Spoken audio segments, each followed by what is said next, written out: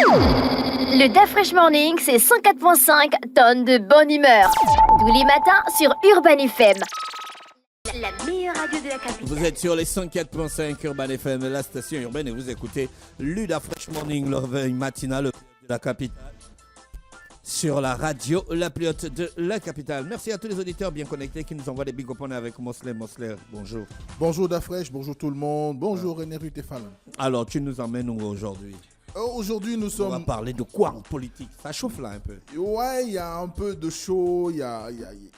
Tu sais que dernièrement, on a annoncé un certain nombre d'événements qui concernent le pays. D'ailleurs, le chef de l'État devrait normalement être reçu par son homologue camerounais aujourd'hui. De ce qu'on a pu voir dans les informations, il devrait se rendre au Cameroun pour rencontrer Paul Biya pour une visite de travail et peut-être d'amitié. Vous savez que depuis qu'il a entamé sa tournée à travers le pays, à travers la sous-région, il n'avait pas encore rencontré le président camerounais et certainement l'ambition c'est de pouvoir tisser avec, du moins aller déviser avec lui pour lui présenter également l'ensemble des engagements qui ont été pris par le CTRI pour pouvoir arriver à créer une situation, on va dire, acceptable sur le plan institutionnel au Gabon, sachant que nous sommes dans l'ère de la restauration, donc de la transition.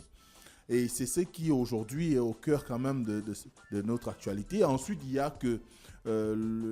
a dernièrement eu une situation quelque peu, on va dire, qui laisse sous-entendre qu'il y aurait peut-être du gaz dans la relation entre Brice Clotaire Oligingema et Raymond Donsima.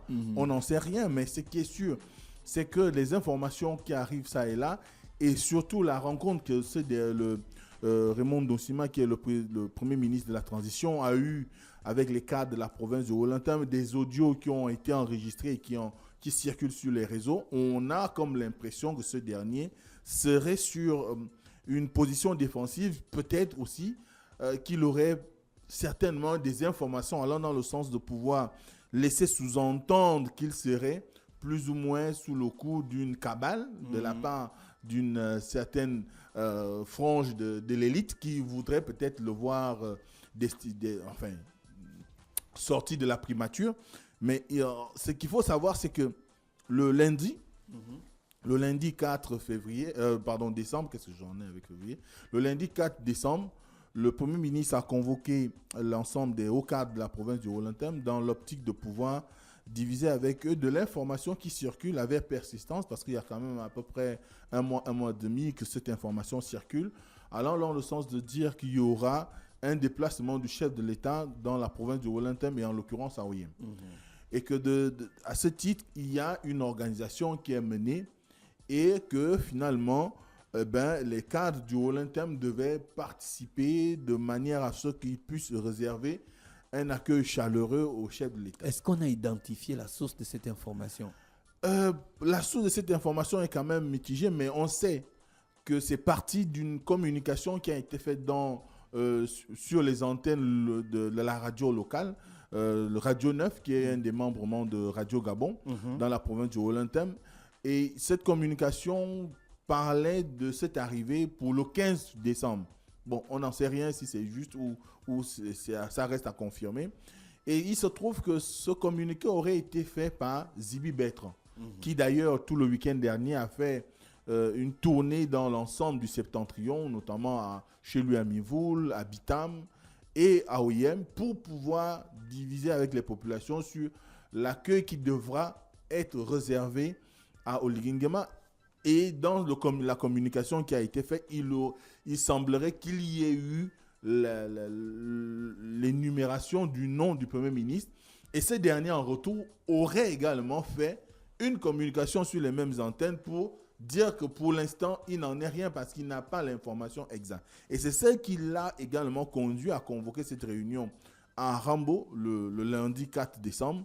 Et lors de cette communication qui s'est voulu éclair, parce que pour lui, l'objectif n'était pas réellement d'aller discuter de long en large de l'arrivée, puisque de ce qu'on peut entendre dans l'audio, il dit clairement qu'il n'est pas au courant et qu'il n'a pas la bonne information, du moins, il n'a pas encore l'information, et que ceux qui ont entamé des démarches, aussi bien à Libreville, sur les réseaux sociaux ou encore sur le terrain dans le Wollentham, eh bien, il n'y a qu'eux-mêmes qui peuvent dire aux gens à quel moment le chef de l'État ou le président de la transition leur aurait donné mission d'aller parler en son nom auprès des populations pour annoncer son arrivée.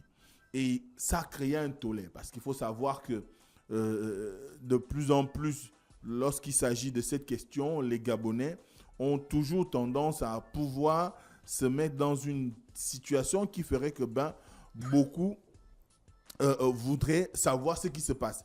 Et finalement, il y a eu une dame qui a fait une communication dans laquelle il a fustigé le fait qu'on les ait invités pour 20 minutes sans qu'on leur dise réellement de quoi il était question et qu'au final, le Premier ministre se soit mis pratiquement à les gronder ou à les menacer ou à aller dans une diatribe qui allait dans le sens de dire que si finalement, tel est qu'il y a des gens qui ont eu mandat du chef de l'État et qu'il y a des manigances contre sa personne, si on trouve que sa tête ne plaît plus, qu'on devait aller dans le sens de le remercier. Donc, on va écouter un petit bout et puis on revient. Un petit bout, hein?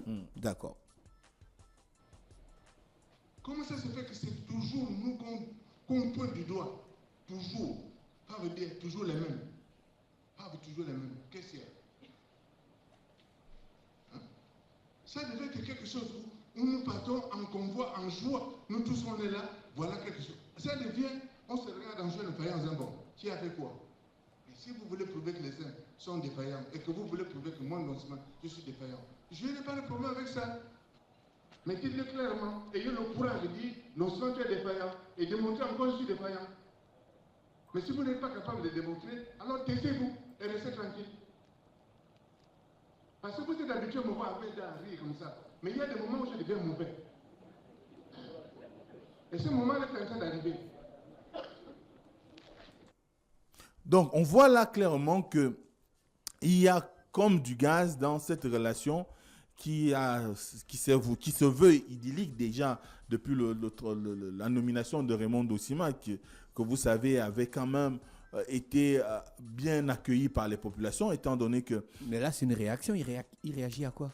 Il réagit à cette question qui fait qu'on se retrouve dans une situation où son nom est mêlé dans du moins les communications liées à la préparation de cette éventuelle arrivée de Liguingue Maoyem. Or, il se trouve que quelques jours avant, ou il y a quelques temps, Raymond Dossima avait déjà attiré l'attention des populations de Wollentham en leur disant que pour lui, il est question aujourd'hui de ne pas précipiter la venue de Liguingue Maoyem. C'est vrai que dans un premier temps, quand on regarde bien, vous savez, il y a un certain nombre de projets qui ont été annoncés pour la ville d'Oyem, notamment la route des voiries, donc notamment la route au Yem-Medzong, en collaboration avec la Guinée équatoriale, mais également la réfection ou la construction de toutes les voiries de la ville d'Oyem.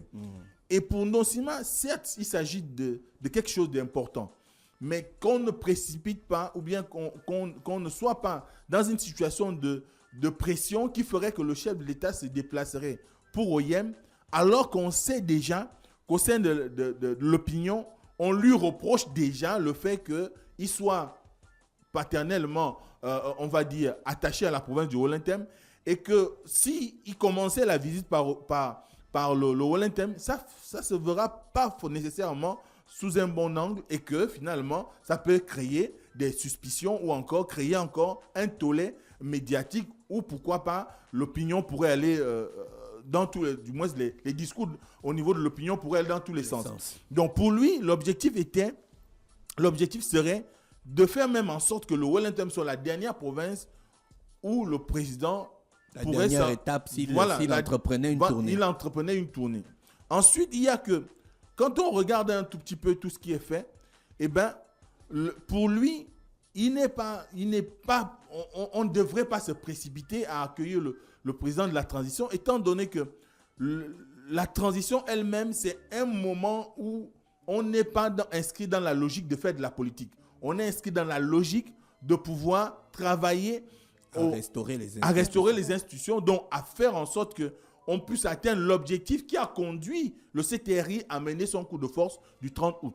Et dès cet instant, il ne voit pas pourquoi les gens sont dans une situation où chacun voudrait tirer la couverture de son côté et vouloir le présenter comme celui qui serait, on va dire, Celui qui bloque les choses. un facteur bloquant. Et dès cet instant, c'est pourquoi il a réagi de telle sorte. Ensuite, il y a les analyses. Pour d'aucuns, il faut savoir que tout ce qui tourne autour de la tournée de Nzibi laisse quand même songer à l'idée qu'il y aurait peut-être quelque chose qui se tramerait en coulisses que personne ne sait, parce que Nzibi a bénéficié non seulement de l'envoi sur le terrain, donc il est chef de mission, mais également il a bénéficié d'un accompagnement sécuritaire, d'un dispositif sécuritaire fait notamment par la GR. Et dès cet instant, beaucoup se posent des questions. Ensuite, localement, on a mobilisé les responsables administratifs et politiques, notamment le gouverneur et le préfet, qui ont accompagné Nzibi dans sa mission. Ça sous-entend qu'il y a quand même on va dire, il y a certainement un ordre qui a été donné quelque part, alors que le Premier ministre n'est pas au courant, parce que c'est ce qu'il dit. Ensuite, il y a d'aucuns qui pensent que Raymond Donsima peut-être fait dans la surenchère, dans la mesure où, en réalité, une mission comme celle-là, qui devrait normalement être une mission, on va dire, un tout petit peu secrète, dans la mesure où, quand on prépare l'arrivée du chef de l'État dans un endroit, on n'est pas obligé de médiatiser. Mais il y a que, certainement, le fait qu'on ait envoyé Nzibi, c'est ce qui crée peut-être l'ire de Donsima, parce qu'il ne comprend pas pourquoi on se passerait de lui qui est, on va dire, le second au niveau en ce qui concerne l'exécutif, au niveau de la transition, et que finalement, ce soit Nzibi qui n'est que conseiller au Conseil économique et social qu'on envoie sur le terrain. Mais est-ce que la problématique va vers ce sens? Je ne crois pas. Mais ce qui est sûr aujourd'hui, c'est qu'il y a une lecture qui veut que beaucoup au sein on va dire, des cadres du Wellington ne se retrouvent pas dans le leadership engagé par Raymond Donsima. Ils n'ont jamais se retrouvé dans aucun leadership, les gars du Wellington. Est-ce que c'est la première fois que ça existe, les gars du Wellington? Et c'est d'ailleurs ce que rappelle Donsima dans sa communication. C'est une première pour les cadres du Wellington. Ils se sont retrouvés déjà dans quel leadership? C'est ce que rappelle Donsima. Mais seulement, il dit aussi que derrière, ce n'est pas quelque chose qui est né d'aujourd'hui. Donc, si ce n'est pas quelque chose qui est né d'aujourd'hui, lui n'entend pas du moins, il n'entend pas s'inscrire dans la logique qui voudrait qu'on fasse tout avec émotion ou avec précipitation.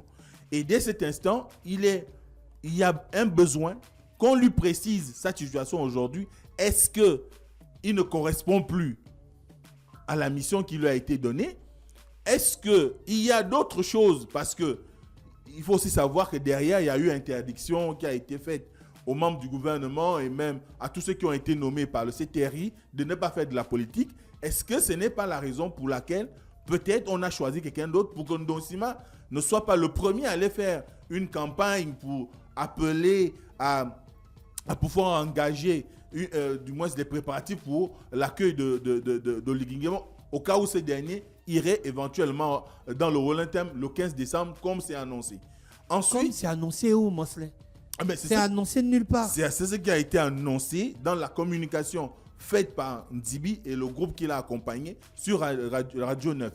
C'est ce qu'ils ont annoncé aux populations. D'accord. Donc, à partir de là, on va vraiment dans tous les sens parce que là, plus personne ne comprend ce qui se passe. Il y a même des gens qui ont fait des déclarations pour dire que quand on regarde un tout petit peu comment se comporte Donsima avec les différents engagements pris par le président du CTRI, notamment la question du gel, la suppression du gel des recrutements et concours des situations administratives qui a pris 3 mois, alors que pour beaucoup, c'est une question qui ne nécessitait, je dis ça de façon triviale, que 2 heures de réunion. Au bout de 2 heures de réunion, on aurait décidé de pouvoir arriver à décider de la levée de ce gel-là.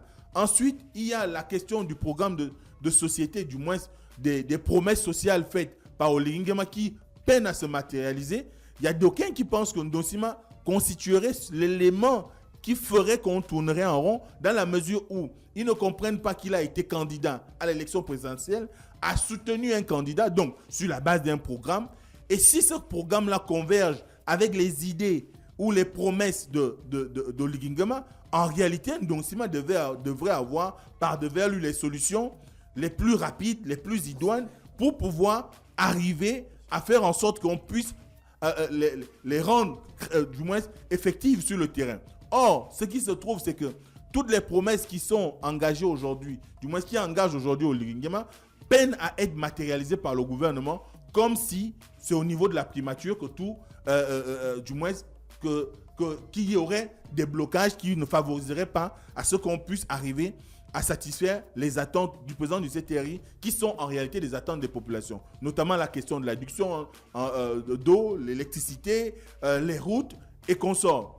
Mais encore une fois, ça peut être un procès d'intention, mais la logique voudrait qu'aujourd'hui, lorsqu'on regarde un tout petit peu les différentes interventions de Raymond Ndong-Sima, c'est comme s'il y a un décalage quand même entre le CTRI et la primature, ou entre le gouvernement et le CTRI, dans la mesure où quand on écoute son discours durant l'émission qu'il y a eu à Gabon Télévision, il s'inscrit par exemple dans le long terme pour un certain nombre de questions qui lui ont été posées. Mais c'est évident en plus. Alors que ce sont des questions qui aujourd'hui nécessitent qu'on y aille le plus rapidement possible.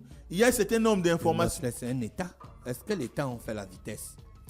C'est ce que les populations peut-être ignorent. Mais ce qui est sûr, c'est qu'à la lecture, beaucoup pensent que le fait que Ndong-Sima s'inscrive sur la durée, c'est une manière pour lui de retarder l'exécution de la mise en œuvre des volontés de l'Iringema. Et dès cet instant, peut-être qu'il concourt à faire en sorte que ces engagements ne soient pas traduits en actes. Donc, dès cet instant, peut-être qu'il faut envisager de le changer. Et c'est tout le sens du petit passage qu'on vient de faire, de mettre sur les ondes là, pour permettre à ce que les gens comprennent peut-être qu'il y a une situation de difficulté en termes de communication ou des questions interpersonnelles ou véritablement, comme le disent certains, on est désormais dans une situation où il y a des manœuvres qui sont ourdies pour permettre à ce que Oligingema et Ndong-Sima se retrouvent dans une situation de conflit. Parce qu'il faut savoir que c'est pour des mêmes raisons qu'en 2014, par exemple, Ndong-Sima s'était retrouvé à se mettre à dos une partie de son gouvernement et même de la présidente de la République, parce que simplement, il leur disait que pour lui, il y a une manière de faire lorsqu'on est en République, et la manière de faire, c'est celle qui respecte les valeurs républicaines, mais aussi les normes et les lois en vigueur. Or, il se trouve que très souvent, beaucoup ne se retrouvent pas dans cette ambition qui est... les procédures légales, ils veulent faire comme ils veulent faire. Voilà, chacun aimerait se positionner en fonction de ses attentes. Or, nous sommes en République. Et quand on est en République, il y a un certain nombre de normes qu'il faut respecter pour arriver à une quelconque situation. Le Premier ministre n'a certainement pas eu l'information officielle qui dit que Oligingema ira dans le Rollin-Thème, ou il n'a pas encore eu à discuter directement avec ces derniers pour débattre de comment il entend, du moins quelle est la procédure à suivre s'il se rendait à OIM, quoique on annonce qu'il ira faire le lancement des travaux. Mais est-ce que réellement le chef d'État a besoin aujourd'hui d'aller faire le lancement des travaux quand on sait les urgences en la matière dans toutes les provinces, à l'exemple par exemple de Tchibanga aujourd'hui, où la ville est scindée en deux après l'effondrement du pont d'accès à une partie de la ville. Donc sur la Dougny, du pont sur la Dougny. Donc dès cet instant, il est nécessaire aujourd'hui qu'il y ait une certaine coordination, qu'il y ait une certaine compréhension. Peut-être que les deux devraient à nouveau se retrouver et discuter pleinement de comment ils entendent gérer leur communication, parce que découvrir qu'il y a une équipe qui se retrouve dans la province et qui annonce l'arrivée du chef de l'État alors que le Premier ministre n'est pas informé de surcroît originaire de cette localité, ça laisse quand même des suspicions au sein de la population, et même personne ne comprendrait que le numéro 2 de l'exécutif ne soit pas informé d'un tel déplacement qui est quand même un déplacement important puisqu'il s'agit d'aller rendre visite à aussi bien des populations, mais également peut-être aller rendre visite aux parents. Parce que, encore une fois, le père de Lingema est de Yem, et cela peut constituer un motif de joie, un motif de satisfaction pour ses parents ou encore pour le département du Wolo. Mais la manière dont l'information est traitée semble quand même laisser sous-entendre qu'il y a une situation conflictuelle ou qu'il y a un problème entre Oligui Nguema et Raymond Dossima. Ce qui n'est pas vrai. Ce qui peut ne pas être vrai. Merci Mosley avec nous. Henry, La nuance de Mosley. Tu ne peux pas parler des choses ici là. À l'actualité locale, tu les choses de Mosley que tu viens me dire. Merci à tous les auditeurs. On se retrouve demain à 7h. Voici, cher auditeur. Le DAF Fresh Morning, c'est 104.5 tonnes de bonne humeur. Tous les matins sur Urban FM.